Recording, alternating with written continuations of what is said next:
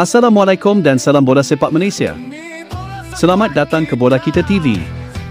Saluran yang membawakan berita dan info terkini dunia bola sepak tempatan, terus kepada anda.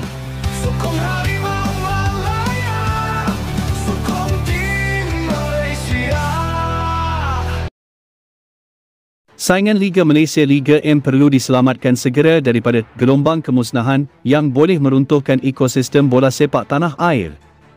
Penarikan diri Perak FC dan Sri Pahang FC daripada kancah Liga M selain isu kewangan kronik melanda Kelantan Darul Naim FC dan Kedah Darul Aman FC perlu diambil perhatian serius.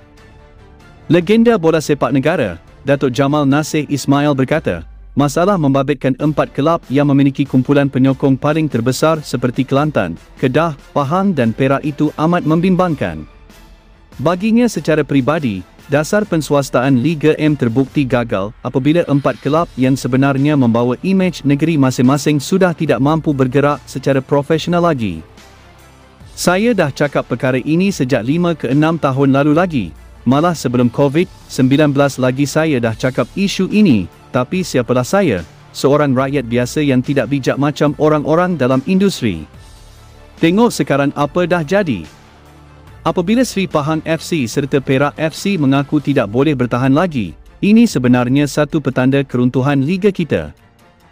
Fenomena teruk ini perlu diatasi segera. Saya harap semua pihak khususnya MFL Liga Bola Sepak Malaysia, kelab-kelab, profesor-profesor atau pakar, tolonglah duduk berbincang selesaikan masalah ini.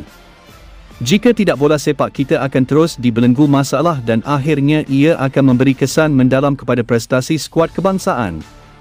Katanya ketika dihubungi Arena Metro,